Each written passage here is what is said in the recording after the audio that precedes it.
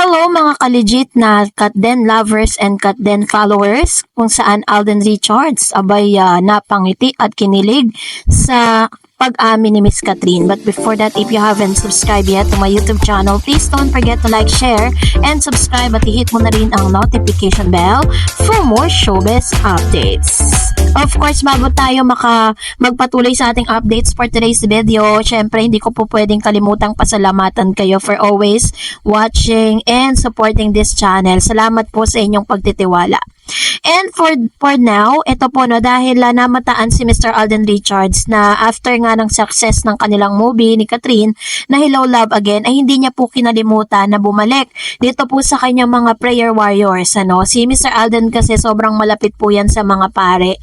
At meron po siyang mga churches mga Catholic churches na tinutulungan kasi para lang po sa inyong kaunawaan at para sa inyong impormasyon. Si Alden Richards po noon, nung hindi pa po siya talagang sobrang sikat na artista, isa po sa mga pangarap niya ay maging isang lingkod ng Diyos, maglingkod sa church. Parang gusto niya sa interview na sinabi niya na gusto niya magpare. Yun po yung isa sa mga nabasa kong article na isa sa mga interview niya. And of course, si Miss Catherine Bernardo naman po ay busy din para po sa kanyang panibagong TBC or TV commercial na mapapanood na po natin soon. So talagang magkahiwalay man ang mga ganap nila. Pero talaga namang hanggang sa ngayon ay hindi pa rin namamatay yung heart at yung momentum ng Katden dahil hanggang sa ngayon nagpapakilig pa rin sila sa mga recorded videos, no, kung saan isa sa mga interview nila sa Law Official ay ganito nga itsura ni Alden Richards, no, kinilig. Pinakita yung kanyang dimples. Talaga namang maging ang lahat ng mga manonood ay nakapanood nito ay kinilig din. Panoorin natin ito. Okay. Who would you let go? Who would I let Who would you let go? Dapat di ko pa let go? Yes, dapat. Support pa ng life ko doon. Yes, your one true love or your best friend. No right or wrong answer naman. Parang hindi ko kaya. Hindi ko kaya pumili. I'm sorry, ako rin nagsagot ako. Yeah, Ikaw ba meron? pero- Papaliin ka. Mahirap din sa sagutin. Kaya lang naisip ko na parang But what if my best friend is the love of my life? So you can let go maging pagiging friends and then pwede kayo mag-evolve into something deeper. Or you give up on your romance and then you can just become friends. Yeah, ganun. Pero mahirap siya sagutin. Pero Kaya, mahirap siya. ano piliin? Sa interview na ito sa La Official o La Official, no? Correct me if I'm wrong kung paano po banggitin ito, is that ito pong burning question na tinatawag ng nag-i-interview, no? Kung saan tinanong ni Mr. Alden Richards kay Catherine kung ano ba yung ile-let go niya. So dahil po dito napag-usapan nga na is she going to let go yung kanyang best friend or yung kanyang pinakamamahal, no? And talagang very surprisingly, yung answer ni Miss Catherine Bernardo na nagpakilig kay Alden Richards dito is that sabi ni Miss Catherine na what if yung kanyang one true love niya is same dun po sa kanyang tinatawag na most cherished and most parang pinakamamahal niyang kaibigan. So, sinabi dito ni Miss Catherine Bernardo that friendship can be evolved, no? Nag-i-evolve yung kanyang feelings dun pagiging friendship into talagang romantically relationship with that person. So, alam naman natin na talagang si Alden at si Catherine ngayon ay ni-intrigang talagang mag-best friend lang daw, wala daw silang romantic connections and more, no? Yun yung mga usap-usapan ngayon sa social media. Pero sa interview na ito, naintindihan natin na yung nakikita natin na super close po sila. Talagang ito yung isa sa mga nagpakilig kay Mr. Alden Richards na sinabi ni Miss Catherine na yung feelings po niya pwedeng ma-evolve. So parang medyo plus points na naman ito para doon po sa mga talagang yung ating pong pakiramdam na talagang hindi lang talaga friendship yung may offer ni Miss Catherine Bernardo with Alden Richards kasi sa mga sagot niya may evolve na nagaganap. So possible na nagaganap yan ngayon sa kanila. So kung dati nag-umpisa sila sa pagiging friendship, but this time is talagang may evolve na, no, may transition na nagaganap and wala nang duda talaga na nakita natin kung paano po yung reaction ni Mr. Alden Richards during that time and everybody's really positive sa naging reaksyon ni Mr. Alden. Kaya naman nakakatuwa lang dahil yung pagiging friendship nila noon is talagang na-establish. Totoo nga talaga yung kasabihan that friendship is the beginning of any relationship. And this is really a best thing and best information or interview that we watch from Katden. Kasi doon pa lang talagang kung talagang matalino ka, mauunawaan mo. At kung i-slice mo lang, tas kung kakatasin mo yung mga sinasabi nila, masasabi mo talaga na doon pa lang talaga mauunawaan na natin na meron ng espesyal at tinginan talaga itong dalawang ito at wala na talagang makakapagpahiwalay pa sa kanilang dalawa. And for that, narito naman ang ilan sa mga komento ninyo patungkol naman sa ating latest updates.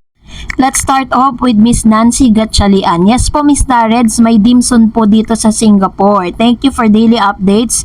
Pagkagising ko simula ng trabaho hanggang sa matutulog, nanonood ako ng updates mo.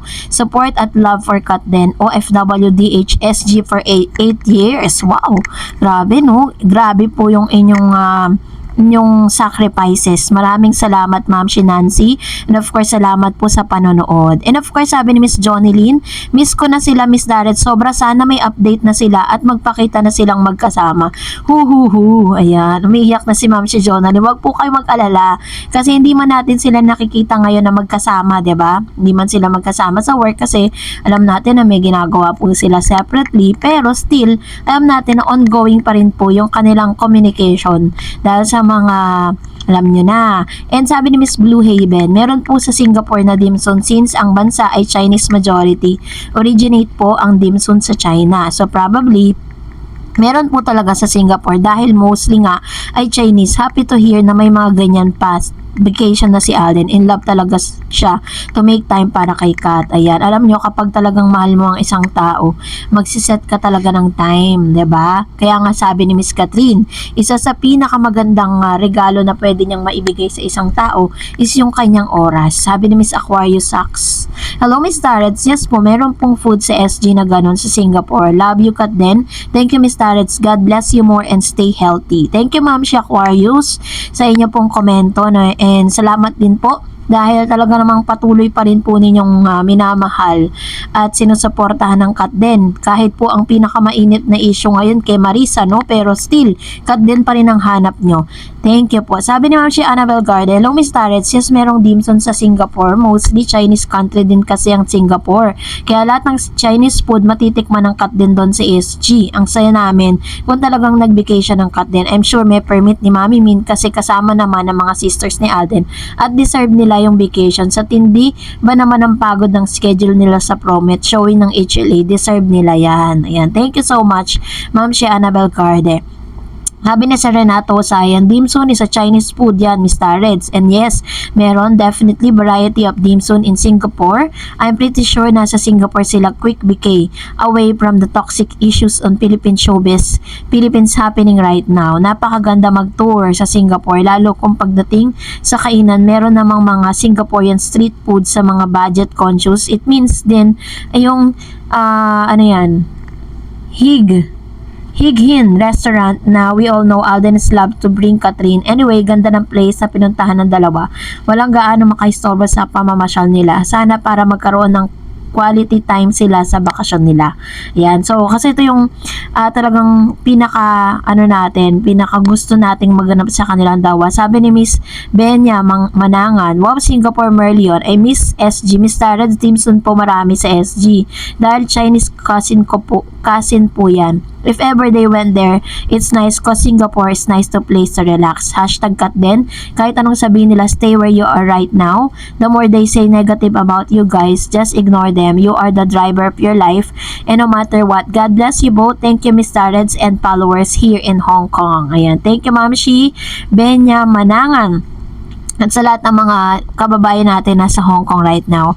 And sabi ni Miss Lydia Ayap, hello Ma'am Darrets, sobrang bagay na bagay silang dalawa. I love them both. God bless you Ma'am Darrets. And sabi ni Ma'am Daisy Empleo, hello Miss Stars, good for them. They both deserve a vacation after a long work of movie, promotion, mall tours, BS, etc. Kaya okay yan, nakapagpahinga rin sila. Ayan, deserve naman po talaga nila ng bakasyon at deserve din po nila mag-rest. Dahil para mga pare silang workaholic. And sabi ni Miss Janelle Travel, I actually miss dimsum in Hong Kong at Kowloon. There's a very famous dim sum restaurant at Chim Tai Chu. Ayan. So, makapunta nga sa mga lugar na yan. O, diba? Malayo naman natin, diba? Bigla tayo magkaroon ng get together sa ibang bansa. Why not? Yan yung mga pangarap natin na maganap. And of course, sabi ni Miss Why Not, I think deserve nila Kat and Alden na lumabas na at mag-unwind or out of the country kasi silang dalawa yung naghirap sa movie. True. Sabi ni Miss Elenita, talagang deserve nila ang bakasyon. Kat then, we love you, Kat bless you both. Ayan. At deserve din po ng lahat ng mga OFW, no, na makita yung bakasyon kung meron, kung nagbakasyon man sila or hindi, 'di ba? Deserve po natin makita lahat yan. Well, kung nagustuhan mo ang video na ito, huwag mo kalimutang mag-like, mag-share, at mag-subscribe, at i-follow mo na rin ang aking Facebook page, DarEdsTV. And also, I have my TikTok account, which is DarEdsTV. Pwede nyo rin po akong i-follow doon. Thank you for watching, guys. God bless everyone!